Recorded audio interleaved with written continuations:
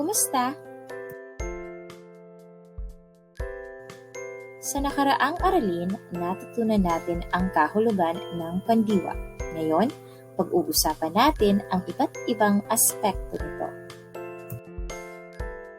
Ang unang aspekto ng pandiwa ay ang padiwang pangnagdaan o perpektibo.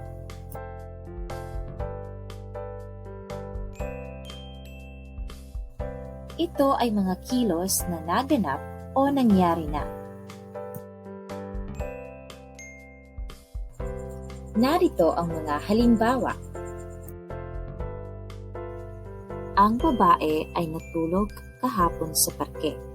Ang salitang kilos na natulog ay nasa aspektong pagnagdaan dahil sa salitang kahapon.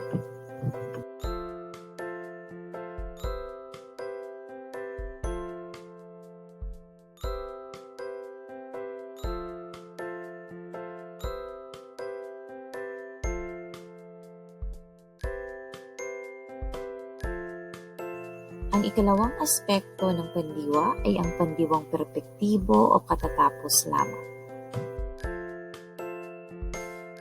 Ito ay mga salitang kilos na katatapos lamang mangyari. Narito ang mga halimbawa.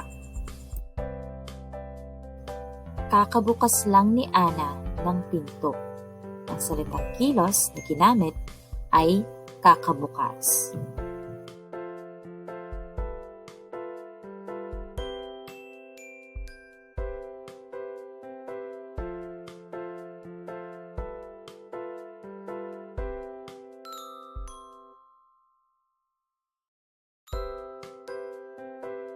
Ang pangatlong aspekto ng pandiwa ay ang pandiwang imperpektibo o pangkasalukuyan. Ito ay mga salitang kilos na ginagawa pa at hindi pa natatapos.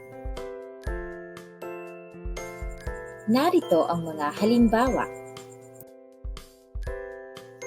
Ang bata ay umiiyak.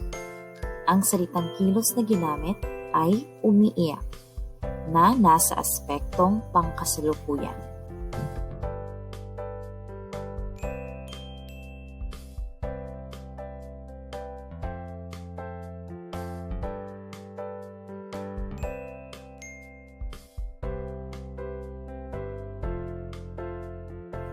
Ang ikaapat na aspekto ng pandiwa ay ang pandiwang kontemplatibo o panghinaharap.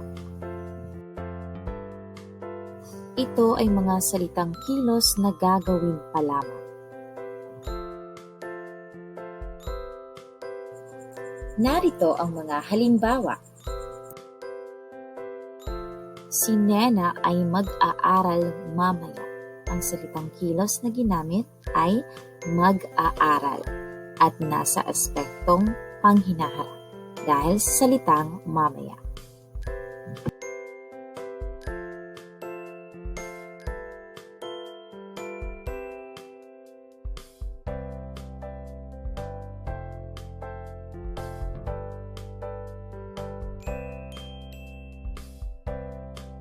Ayan, alam na natin ngayon ang iba't ibang aspekto ng pandiwa.